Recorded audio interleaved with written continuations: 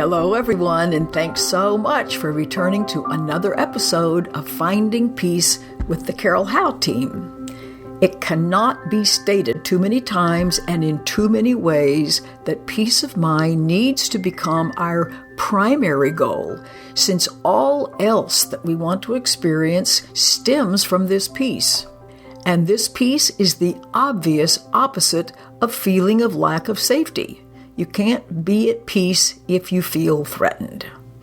And as I mention every single time, because it's so central, it is we ourselves who are creating the fear, the loneliness, the distress through our thinking. There is an intimate connection between our physiology and our psychology, between our thoughts and emotions, and most of us were never taught this, so how would we know? Our mission, therefore, is to try to help all of us understand this connection so we can make substantive, positive changes. Now, all areas of life, down to the last detail, are a faithful mirror of our state of mind, and we can't make that system stop operating. There's never a break between the object of our focused attention or thought and our daily experience. So it's important to know that attention on what we don't want by defending against it is every bit as much a prayer for more as when we ardently wish for something. So trying to fight against fear merely adds to the problem. So today's guest writes that he feels unsupported and frightened due to being wheelchair-bound after breaking his neck 20 years ago.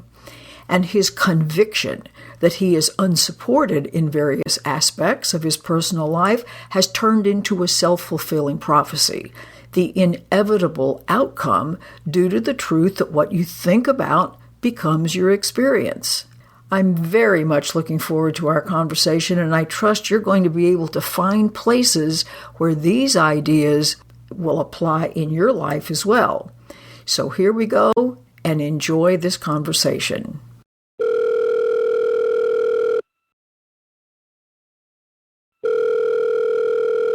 Hello. Yes. Adam, yes. Are you there? Yes. Yes. I'm delighted to talk to you, and thank you so much for volunteering to be part of our Finding Peace process here, because people have found it so helpful to just listen to how we put all of these principles into practice, because then it keeps it from being abstract theory, and you can see, okay, this is how things can really get better in somebody's life. So you wrote in and indicated a couple of things, and we'll start with the last one first. Unless something else has just come up in your life that's more urgent, you might say, than the things you wrote me about. Is there anything in particular you'd like to just jump in and deal with first? Really, there's two things. They're just kind of offshoots of what I sent you. The one is about, just my, my injury and how that relates to my body and my health. And there's kind of offshoots of that. And then another offshoot is my relationship with my girlfriend, and then there's some offshoots on that.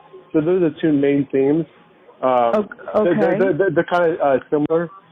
So, but we can go into what I sent you, and then just kind of go from there.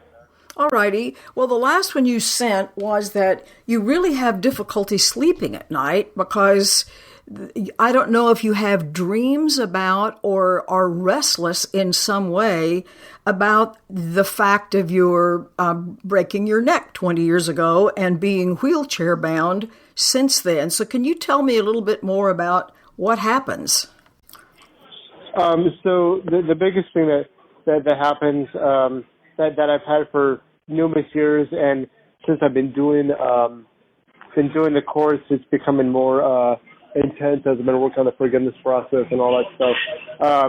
Is that I feel it in my diaphragm, I feel my body, I feel on the physical level, my body's contracting, and the emotions around it are just fear and loneliness, helplessness, powerlessness, and being in bed and not being able to get out of it. I'm wheelchair bound, and so my caregivers come and take care of me, and they leave at night after they put me to bed. And so for the once I'm in bed, I can't get out of bed. So I'm stuck with these emotions, and they seem to be in my body. You know what I mean? And so there's nothing I can do about it unless I just feel the emotions. And so I'm working on, before I get in bed, before those thoughts and feelings come up, is to try to give some work on the forgiveness process and all that stuff. And so it's on a very visceral level in my body. And, all right. Go on. No, I was going to say, I didn't realize you weren't finished with your sentence. Go ahead.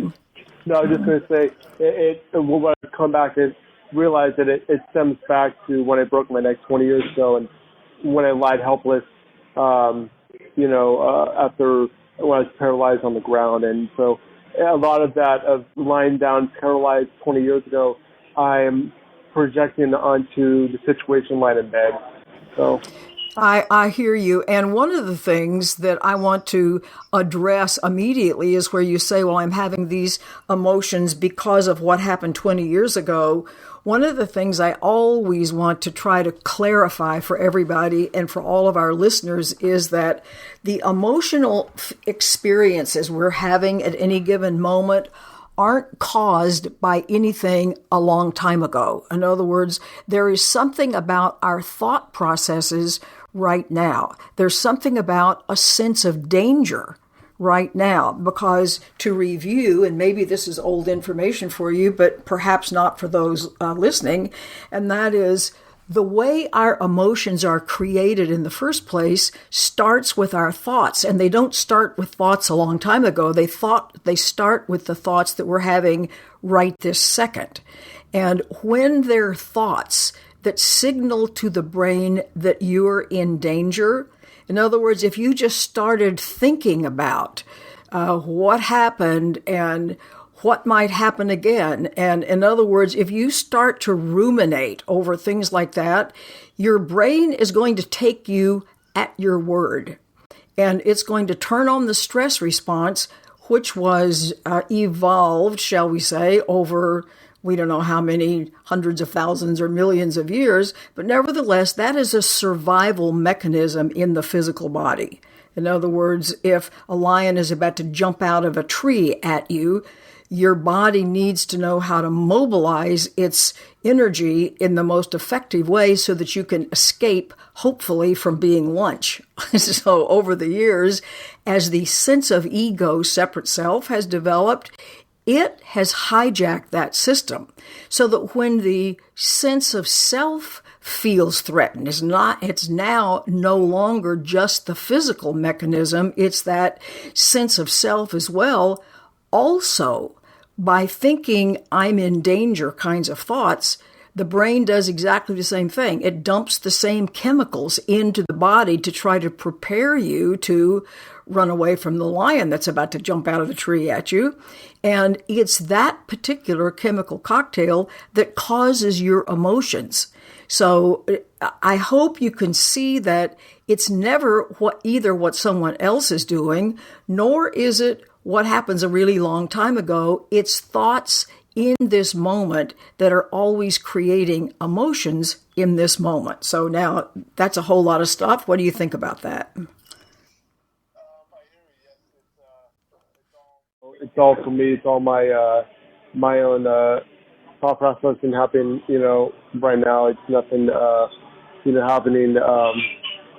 In my past, but my ego is trying to recreate that, for my past. But there is it's hard to put in words and not be all metaphysical. But I know it's like I feel myself trying to bring the past into this situation that there's no feeling. You know what I mean? Well, and you see, there is no reason to bring the past in except to punish yourself. In other words, it has a specifically punishing intent. So what I would want to reassure you is absolutely under no circumstances whatsoever.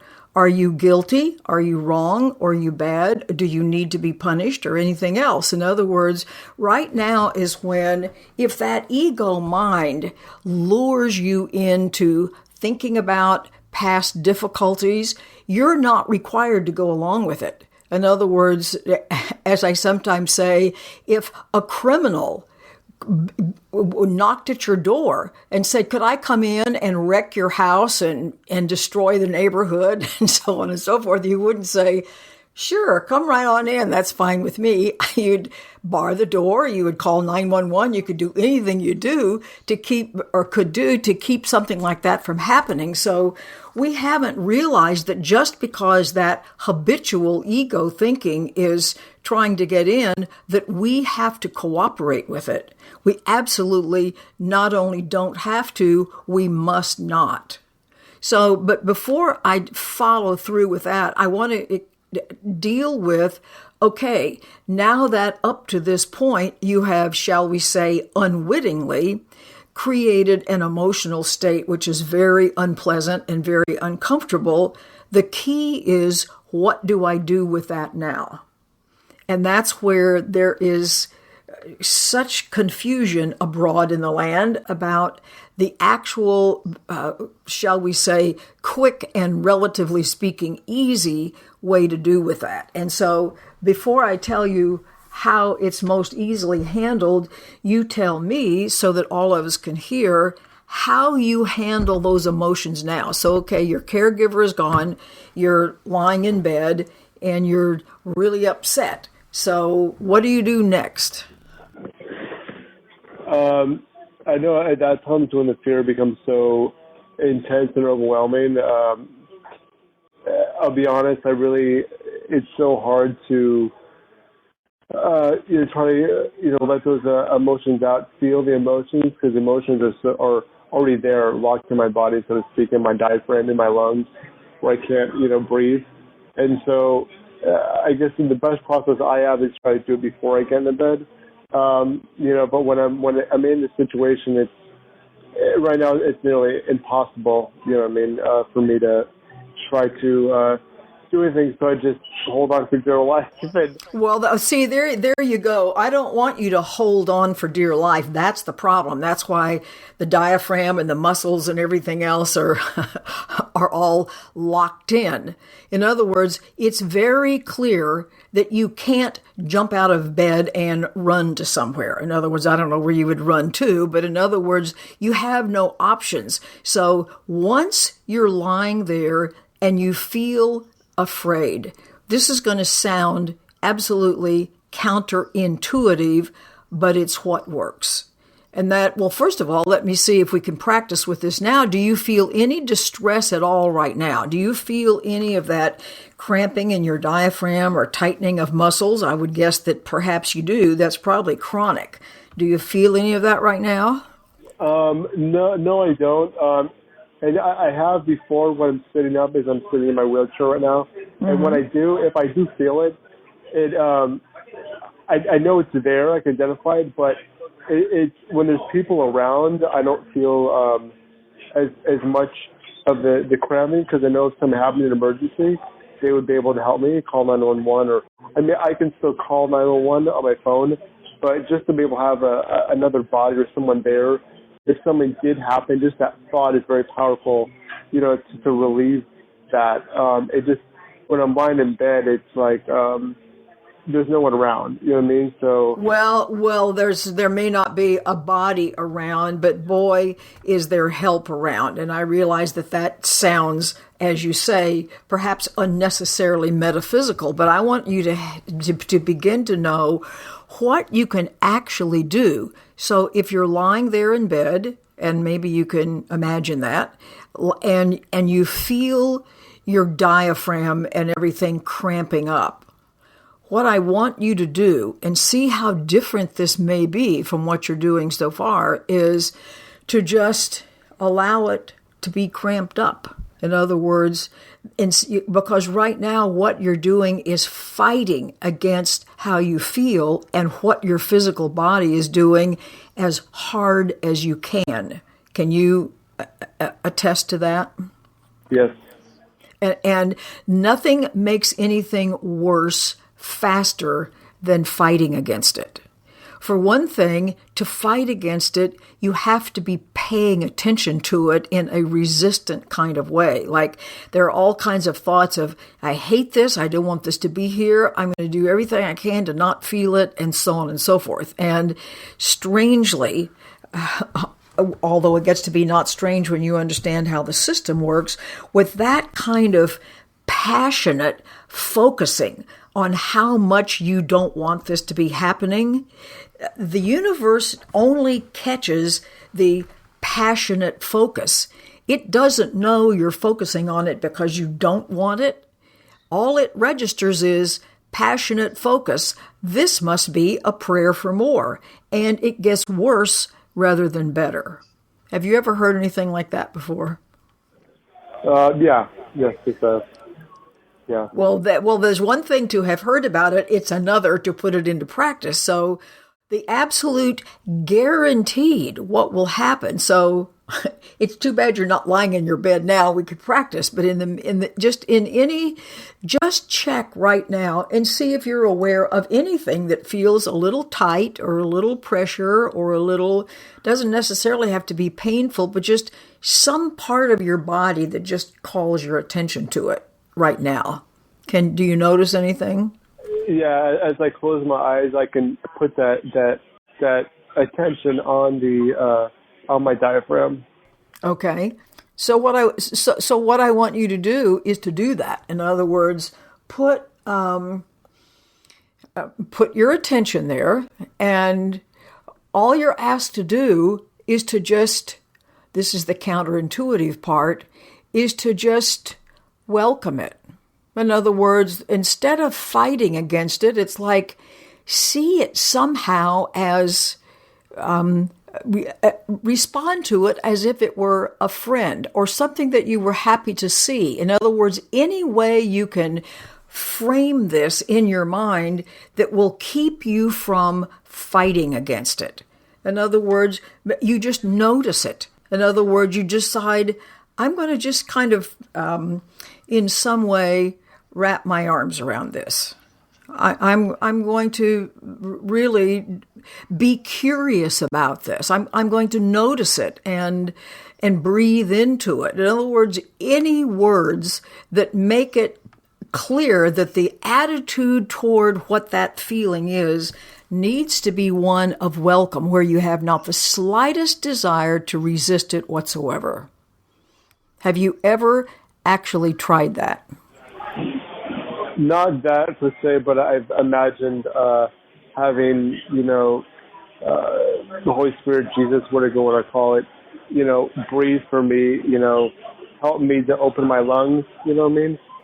Okay, but I don't want you, and I understand our need to call for help, and I do that too, but this is what I want you to do. I want you to be in charge, and you can say, help me, support me in doing this, but I'm the one who has to have a different attitude about what's going on with my body.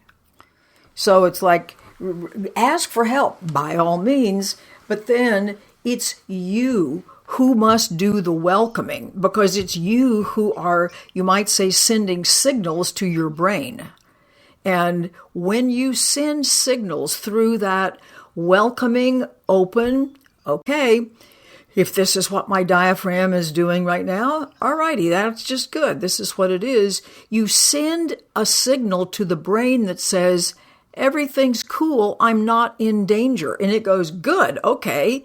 And it stops creating the stress. In other words, it stops creating the chemicals that are creating the emotional stress. So you see, all of this is in service of giving your brain a different thought menu, so to speak. So you can see that it's great to ask for help, and no doubt you're getting all kinds of help, but it's you who must decide, okay, I do have to take complete responsibility, which has nothing to do with blame, of course, but it does have complete responsibility for what I'm going to tell my brain. And so what I'm going to tell it by focusing on this is, everything's fine. I'm welcoming this. This is not a problem at all.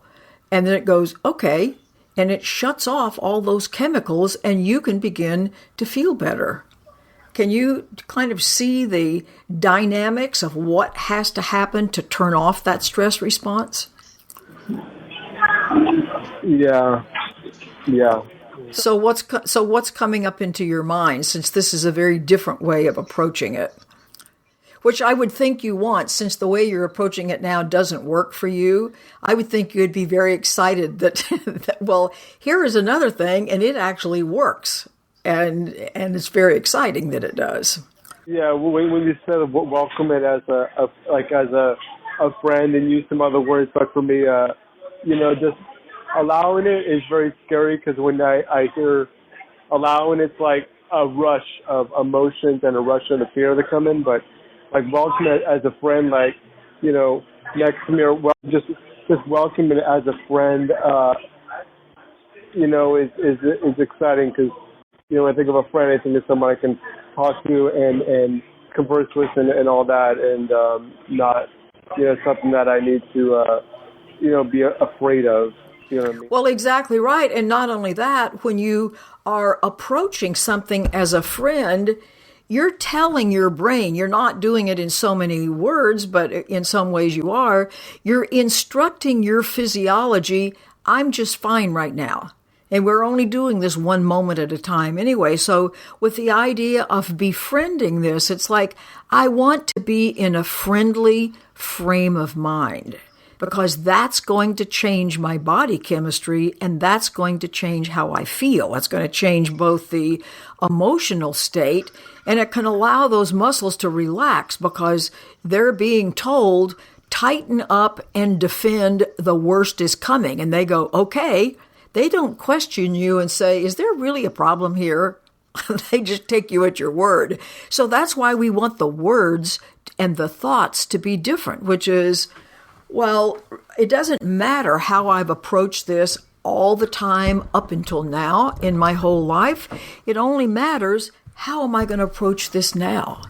Recognizing that your whole body chemistry state can change instantly. It's not like you change your mind now and 5 years from now things get to be better.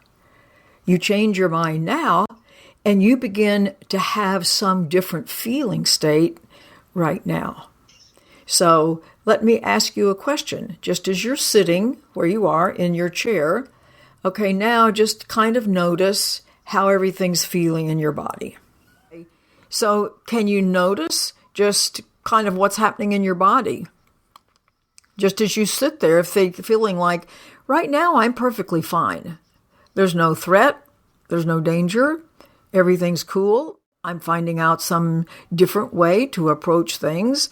So just notice how you feel now. Yeah, I'm in control. Well, I'm going to see if I can retranslate that rather than you're in control, which we always are, in the sense in that we're responsible for what we create, because we're responsible for what we think and where we put our attention. But would it be accurate to say that you might feel a tiny little bit more settled? Yeah. Yeah. Okay, and so I want to continue with this. It's like, start to think some very kind things about yourself. I want you to say out loud, I so have a right to be here and to have a happy and graceful and safe life, and I have a great deal to offer, and I'm excited about offering it. And in other words, I want you to be your own best cheerleader, because my guess is sometimes you're not. Do you know what I mean? Yeah, I do. And so what I want you to say this out loud, because I want you to hear yourself say this. I want you to say, I am doing a marvelous job of just being me. And I don't have to apologize to a soul for anything about how I am, or something like that. It doesn't have to be the exact words. Okay? Okay. Okay, just say those. I'm doing a marvelous job exactly with what I'm doing right now. And I don't have to appease to anyone. Okay, now let me ask you a question. Do you sound to you like you believe that? No. Okay, there you go. That's the problem. Right when you said that to me about those words you said to me, I was like, no, I cannot accept those words. I cannot accept that. Okay.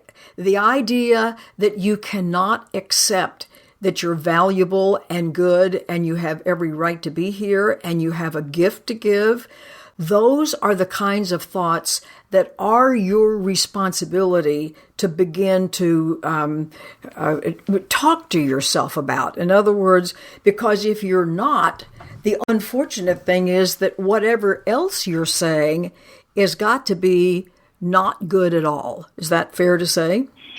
Yeah. I mean, I do feel like I have something to offer, with my experience of being in the wheelchair and all that. But it's the idea about myself, about me feeling, I did this to myself. I put myself in the wheelchair and feeling guilty about that. That's the thing where it's the hardest for me to, really embrace. Okay, well, this is perfect that you've brought that up, because let's ask ourselves and let's ruminate about this.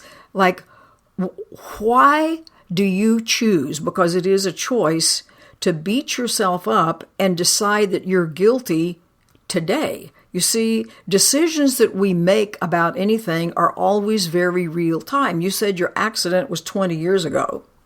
So today, what is the value of condemning yourself today? In other words, what is the rationale behind that? Do you think somehow you're going to be better off if you do? Or let's just not just gloss over this. Let's look and see what is the underlying reason for deciding today that you're guilty? Because you haven't hurt yourself today.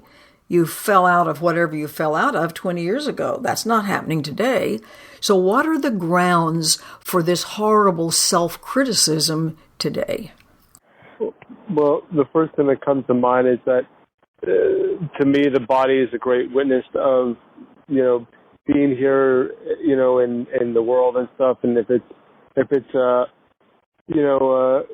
damaged or hurt, or if there's something wrong with it, if it's not working properly, it reinforces, that I'm guilty. Like, look what I've done to my greatest, ally. I'm living in the body. You know what I mean? And if it's not functioning properly, so to speak, healthy and all that, then it proves to me that I'm guilty and I'm doing something wrong. Because it's not at peace with itself. Okay, yes. Well, I can see that it's going to continue to be greatly problematic to you as long as you decide you're guilty. So I think we should go back and revisit what you're concluding about yourself. We all know, well, I don't know that we all know, but a lot of people subscribe to the idea that we kind of have a game plan for ourselves when we're born into this world. And it doesn't matter if you believe that or not. I don't have any, in other words, either you do or you don't. But for those who do, it's kind of like we are born into this lifetime with, shall we say, certain lessons we wish to learn, certain goals we wish to accomplish, and we set ourselves up in all kinds of ways to do that. And if one way is to find yourself wheelchair bound because of whatever that requires you to learn, in other words, whatever lessons that facilitates your learning, then so be it. But what you do not want to do is to mangle all of that up together and say, if I have damaged my body, then I am a guilty person and don't deserve to have a good life. Because in one sense, everybody is doing something to their body by simply thinking that you're a separate person. You're believing something that's not true and, causing an aging process and whatnot. And there are workbook lessons in the course that say sickness is anger taken out on the body. So everybody is more or less doing something to the body. And you might say, yes, but what I've done is worse. It's like, well, don't go there. It's like there's something about this life plan of yours that if you could see it differently, you would see as an asset and not a liability. Now, do I realize that's a big stretch to say? But that is nevertheless an idea that I would like for you to adopt. But what I do want you to do is to immediately drop the idea that having a damaged body means that you are a damaged, guilty soul, because it absolutely does not. You see, our guilt is absolutely unwarranted no matter what we associate it with. And we bring guilt with us when we're born. It's not like it's a completely clean slate. We bring all kinds of things that need to be dealt with from the moment we're born. So what does it feel like to hear you are no more guilty because this happens to be a chosen learning path, chosen at some point by some part of you, and that this in the long run can turn out to be a very valuable circumstance for you? In other words, it's going to force you to look at some things differently. Okay, so that's a lot of stuff. What is your response to that? It brings a lot of release to my mind that this part of me chose that this would be a good lesson to, save time, face some issues in a different way if I wasn't in a wheelchair. And I've experienced that before. I've been told that, and I've had some, amazing healing. It's just that when it becomes so intense, it's the ego is just going crazy, and that's when I'm not, in my, my right mind, or whatever you want to call it. It's so I'm aware of those, that some that stuff you say part of the time, but then my mind goes back into seeing with the ego, and it becomes really intense.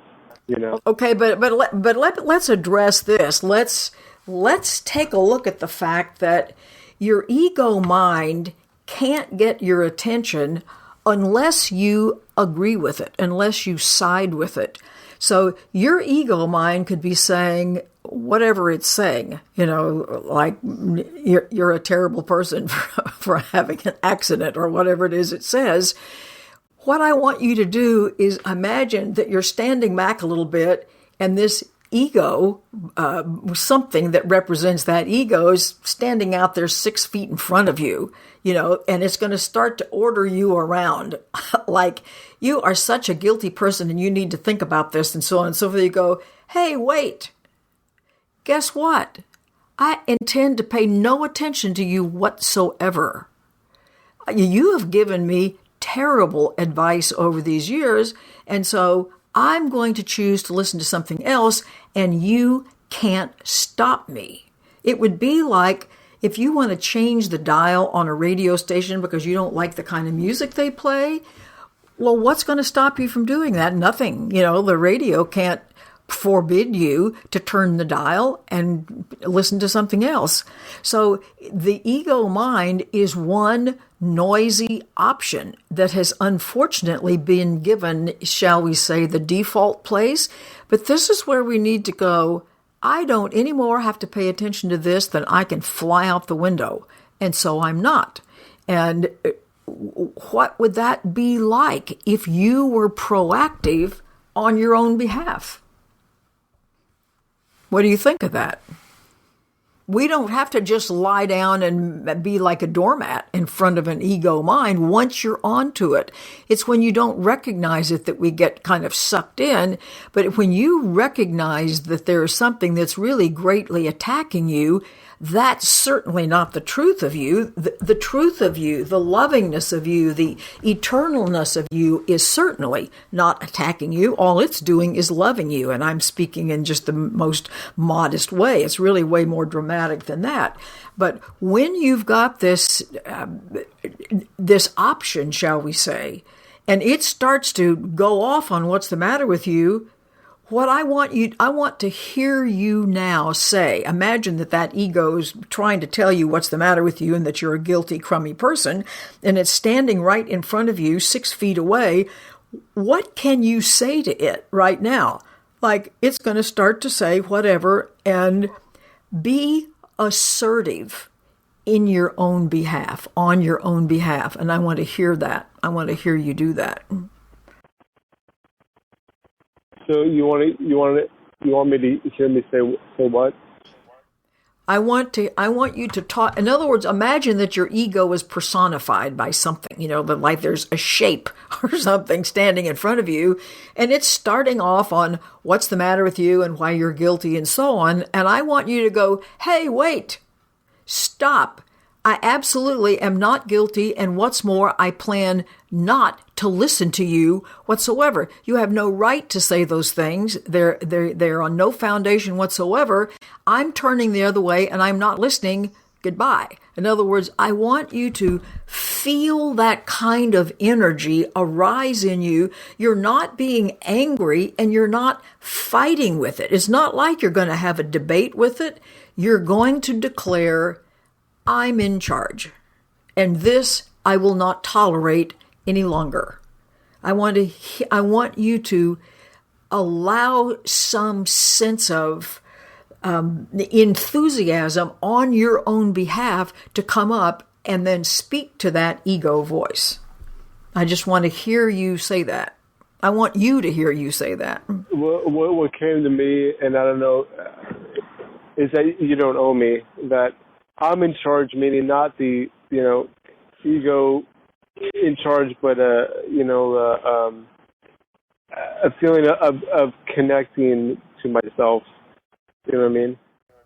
Yes, and do you feel, are you able to, in the tiniest little bit, feel how you can connect to something? We don't even have to name it. It's like, you know what?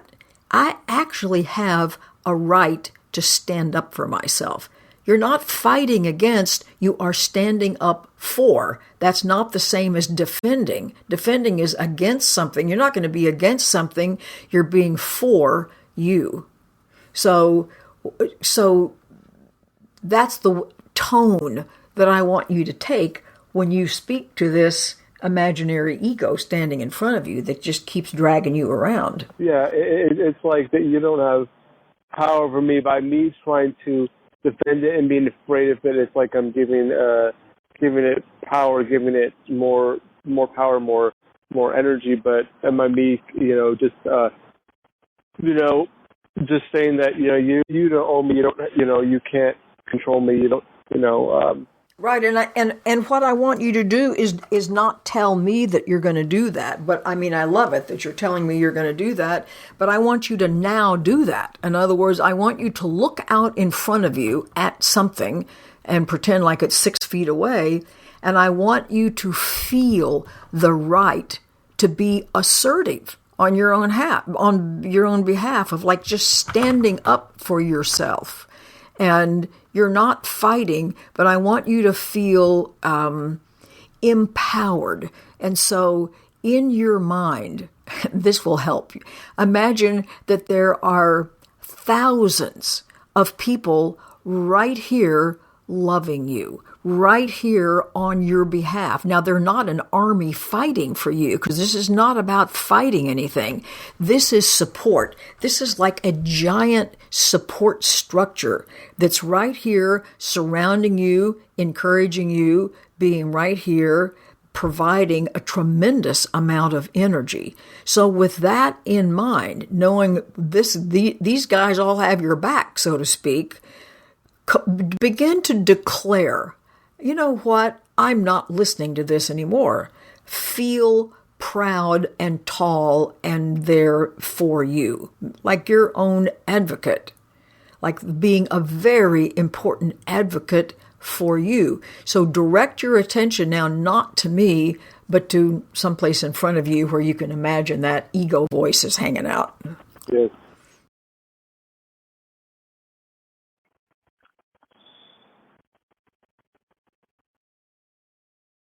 Yeah, I'm imagining that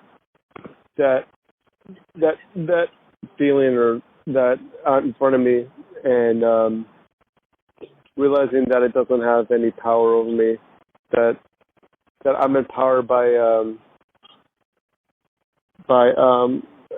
embracing it, and You are. In other words, by realizing, and that is another step, kind of incorporating it. But right now, first things first, which is address this and speak to it and say, from now on, I'm in charge. Just say that to it. Just address it and say, listen, from now on, I'm in charge on my own behalf.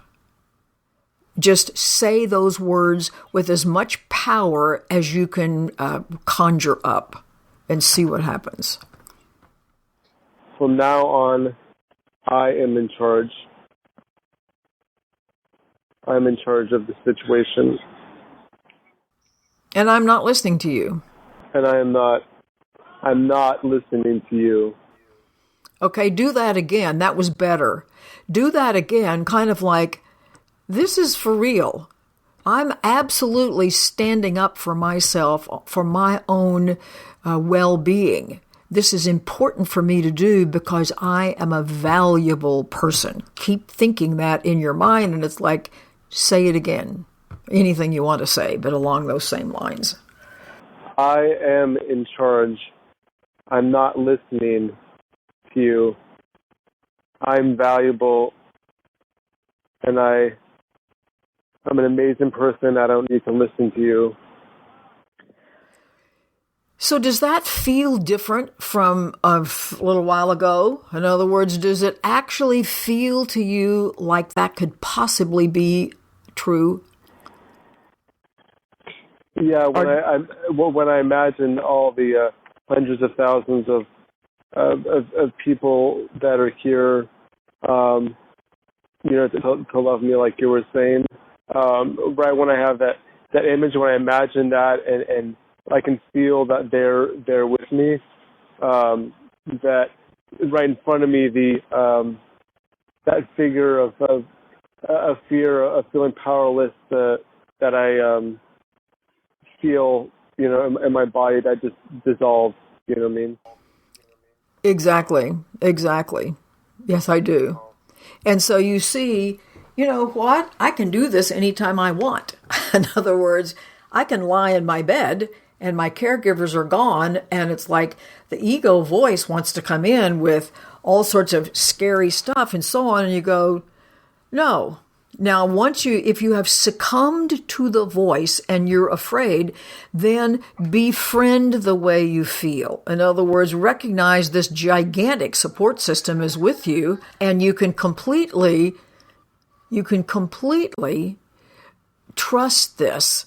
But you see, once any kind of immediate emotional stuff is resolved, then I want you to start thinking about yourself this way. Like, you know what? What if this is really true? What if I really am a valuable person?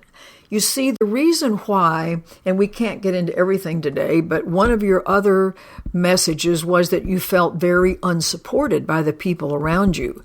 I want you to hear this. Other people treat us the way we treat ourselves, and what I hear is that you have not at all been your own support system, that you have not supported you and stood up for you and cared about you. And that doesn't mean that you didn't take care of yourself in whatever way you can. But in other words, the ego mind has been able to get in there and convince you that you're just not worth much.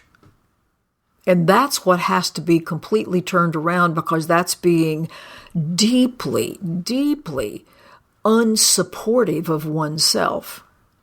And when we're unsupportive of ourselves and we just believe all that old programming that we, put in place a long time ago, then nobody else, even if other people are being supportive, you won't recognize it. You know why? Because the brain is a pattern-seeking organ. And if you have told yourself for the longest time, people don't support me, I'm not okay, all of us have some version of that we say, if people come along and do or say things that actually are supportive, it's kind of like, if you can imagine this in a cartoon way, it's like with all the input that comes in, the brain goes, do I have a match for this? And you probably have a match if somebody's not nice to you or somebody ignores you. It's like, boy, I really know about that. I've got a compartment over here where that goes. This is all automatic. You're not doing this at some kind of a rational level. But if somebody is deeply supportive and kind to you, your brain can't find a match for that because you don't think it happens. You don't think you deserve it. And that impression, shall we say, the words, the deeds, will literally fall through the perceptual cracks. They won't register. There's kind of no hook to hang them on. And so you go, nobody is ever supportive of me. When that, from an objective point of view, could be entirely incorrect. But from your perspective, you'll go, nope, I sure am right about this. But that's why this learning to support yourself and be your own best cheerleader is so essential because it interferes with the way other people can be supportive of you when you're not supportive of you. What do you think about that? Yeah, I agree. And so you think, well, then this is my job, rather than why can't I make all these other people be supportive of me? I guarantee you, I've been at this a really long time. When you change your mind and realize, you know what? I am a perfectly marvelous human being right now because this happens to be my life script, so to speak. Doesn't it say a word about my loving nature, about my divinity, about my right to be here, about my ability to feel deeply loved no matter what, because that's an inside job, just like peace of mind is an inside job. So when you begin to think that way, then you will let me know, like so many other people have, and say, I can't believe this. I've changed my mind about me, and all the people around me get to be different. I'll just add you to my list of people who call and say that, because it always happens. But do you understand the underlying principle that I'm talking about? Yeah, yes I do. Yeah, absolutely. Because you are now feeding yourself a constant thought diet of, I'm not okay, I'm not valuable, I'm not supported, and I'm guilty. And your world is going to show up always to make you right. In other words, it's not that that's correct, but your world is always going to be an outer picture. It's going to be a mirror of this inner landscape. So if the inner landscape is one where you don't support yourself, your outer landscape can't support you either. Notice, how many times have you looked in a mirror and have you seen something looking back at you that wasn't you, or that had the clothes on that you had on yesterday? In other words, mirrors don't do that. They faithfully replicate what you have on and what you look like at that very second. So our world circumstances and the things that happen and the people we meet and how we're treated and everything else are always an exact mirror image of what I'm doing to myself internally. And we have this awful idea that, well, they're my thoughts and nobody knows about them and they're invisible and private and maybe they don't count. Well, nothing could be further from the truth, as you can possibly see. So does this give you a different way, hopefully, to look at yourself and to have faith that your outer circumstances in life cannot help but get better? Just like there's no way a mirror cannot reflect back to you whatever it is you've got on and what you look like when you move in front of it. This is just an automatic process, and you don't get to mess with it. The way you get to influence it is decide, how am I going to think about myself and my fellow man? The more loving, the more compassionate, the more I want peace of mind for myself and everybody else. The Course is very big on what you offer to others you experience. So you think, well, I do want to offer my support and my love and my caring, and I hope everybody feels supported in their own way. Every single person on the whole planet, whatever they need to feel secure and safe and comforted, I want them to have it.